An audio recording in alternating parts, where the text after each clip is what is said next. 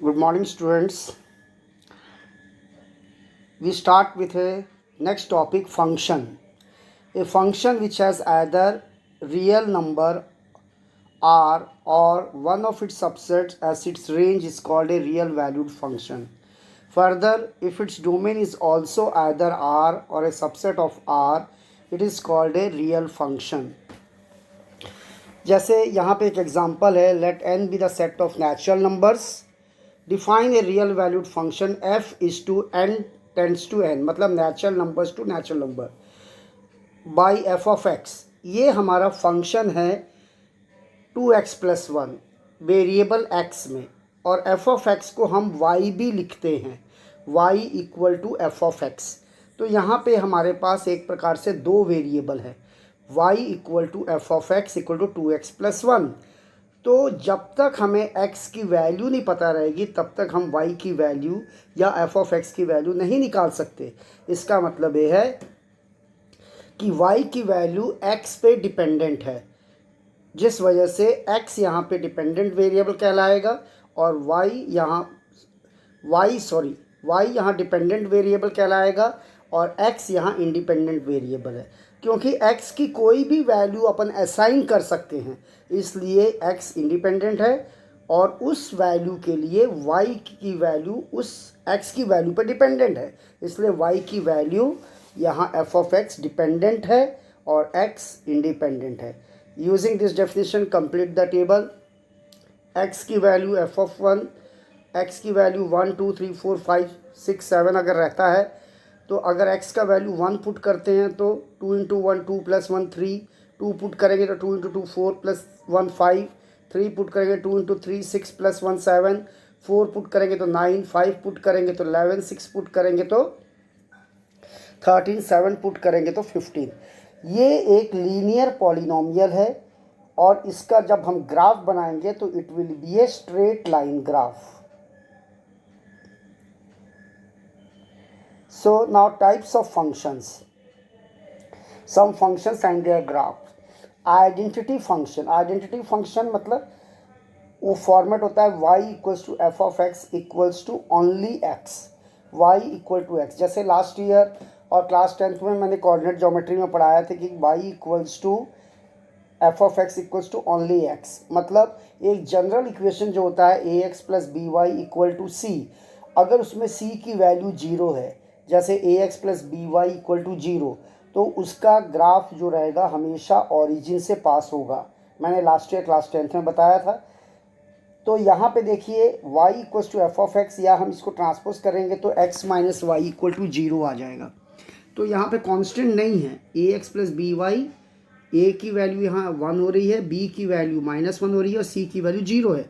इसलिए ये y equals to m x के फॉर्मेट में है, या अपन बोल सकते हैं ax plus b y equal to 0 के फॉर्मेट में है.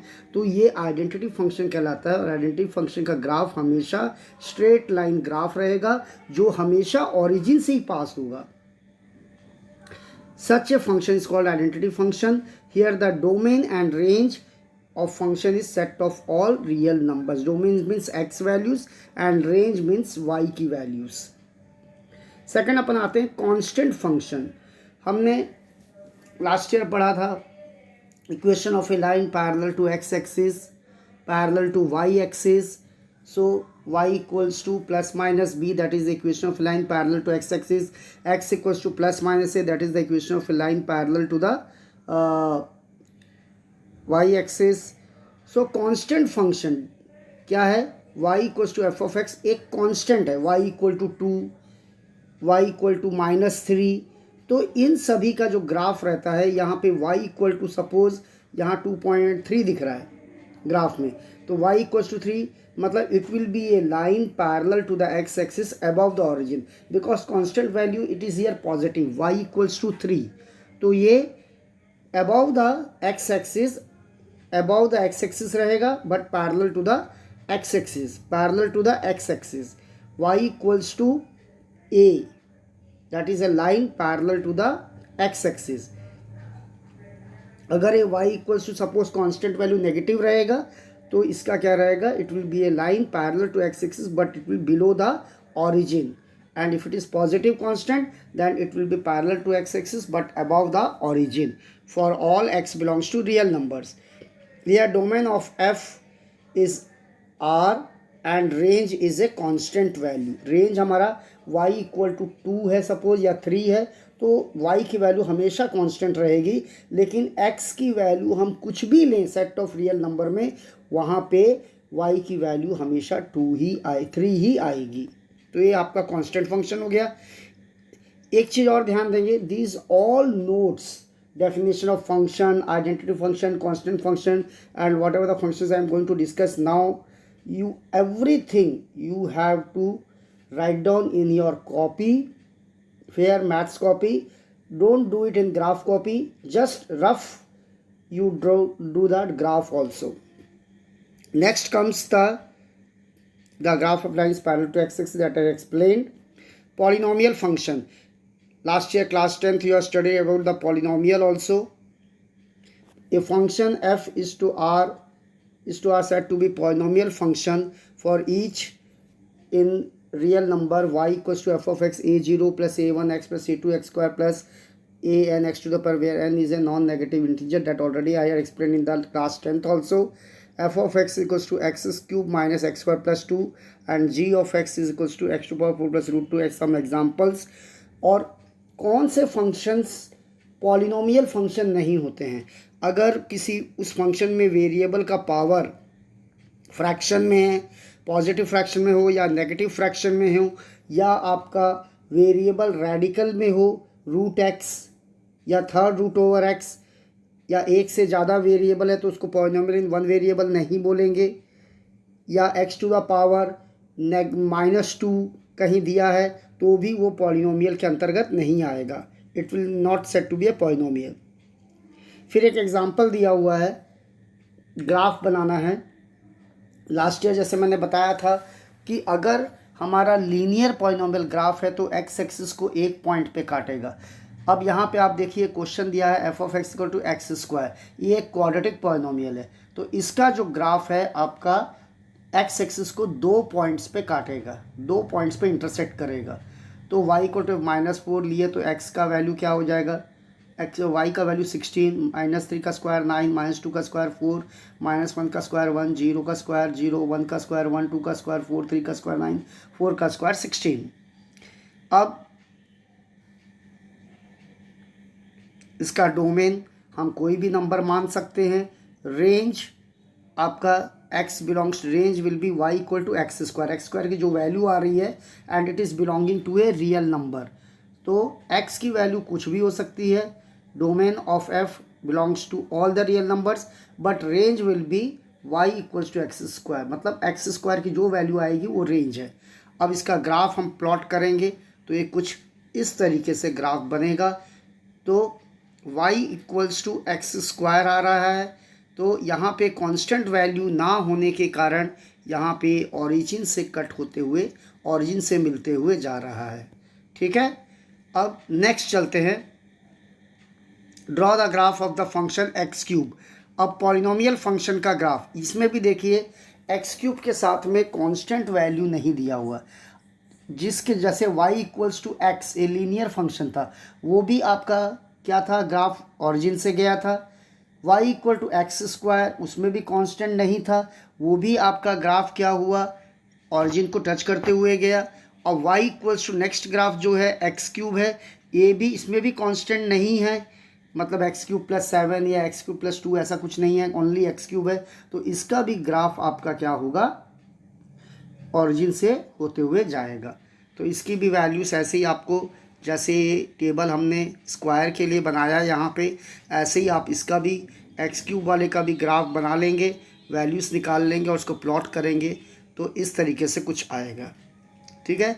सो नेक्स्ट है rational function.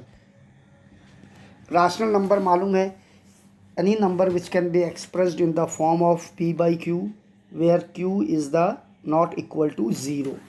So here rational functions are those functions in which numerator and denominator both of them are the polynomial function.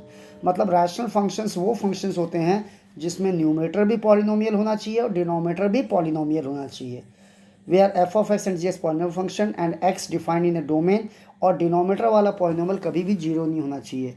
एक बात ध्यान से सुनिएगा, every polynomial can be taken as a rational function, क्योंकि अगर मैं खाली पॉलिनोमियल x+3 बोलता हूँ तो एक पॉलिनोमियल है और डिनोमिनेटर मैंने नहीं बोला, तो अपन x+3/1 भी उसको लिख सकते हैं। तो x+3/1, तो x+3 भी आपका पॉलिनोमियल है और 1 भी आपका एक पॉलिनोमियल।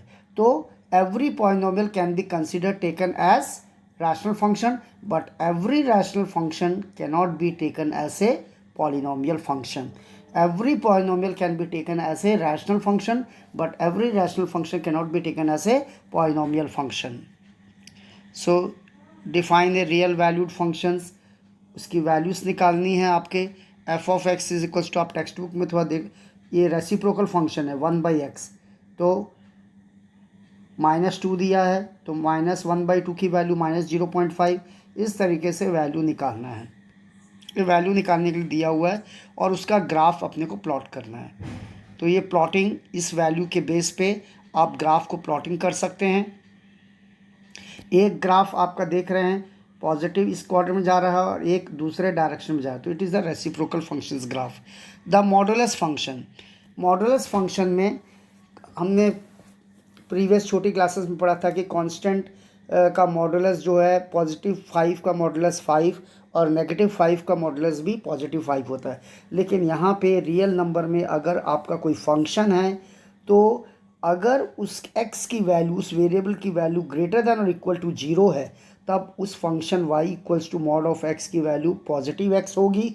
लेकिन अगर x इज़ लेस देन 0, तब उस modulus function y equal to f of x mod of x की वैल्यू -x लेते हैं। तो दो कंडीशंस आती हैं, ये नहीं है कि जैसे हमने लोअर क्लासेस में पढ़ा था mod of -5 is 5, mod of +5 is 5, मतलब पॉजिटिव कांस्टेंट भी पॉजिटिव, नेगेटिव कांस्टेंट भी पॉजिटिव। यहाँ पे हमको मॉडुलस ऑफ वेरिएबल फंक्शन है, that's why if that variable x is greater than equal to 0, then modulus of x will be equal to x, and if the x value is less than 0, then it will be negative of x modulus value. So इसका graph भी अगर आप plot करेंगे तो ये origin से start होगा और आप जब पॉइंट्स लेंगे तो आपका ग्राफ इस तरीके से कुछ आएगा। वैसे ग्राफिकल क्वेश्चंस उतना ज़्यादा आएगा नहीं, लेकिन आपको ये पता होना चाहिए what type of varieties of modulus of what type of the different types of functions are there, polynomial function, rational function, identity function, constant function, modulus functions, rational functions and signum function। ये आपके लिए एक थोड़ा नया है।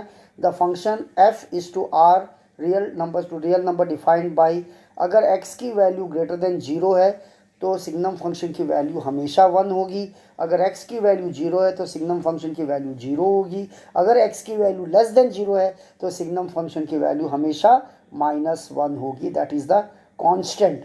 x greater than 0 मतलब 1, x equal to 0 मतलब signum function की वैल्यू 0, और x लेस देन 0 मतलब सिग्नम फंक्शन की वैल्यू -1। ये सभी आपके टेक्स्ट बुक में दिया हुआ है, ये सभी नोट्स आपको लिखना है अपनी फेयर कॉपी में। Be careful about that. इसके बाद एक ऑड फंक्शन और इवन फंक्शन भी होता है। तो ऑड एंड इवन फंक्शन जब मैं आपको फंक्शन अगले क्लास में वीडियो में पढ़ाऊंगा, तब उस समय आपको एक बार और फंक्शन के बारे में क्लियर कर दूंगा, और ऑड और even function with examples I will clear you in the next video. अब हम नेक्स्ट चलते हैं algebra of real functions. Algebra of real functions में क्या होता है, जैसे हमारे पास एक से ज़्यादा फंक्शंस है, दो या दो से ज़्यादा फंक्शंस हैं, तो f of x tends to real number, g of x tends to real number, तो एफ प्लस जी हमारा होता है, दोनों फंक्शंस को ऐड कर देंगे f of x plus g of x for all x belongs to capital x. इसी प्रकार से सब्सट्रैक्शन में भी होता है। सब्सट्रैक्शन ऑफ रियल नंबर में भी f of minus g x equals to, दो या दो से ज़्यादा फंक्शन से उन्हें सब्ट्रैक्ट करना है तो f of x minus g of x हो जाता है।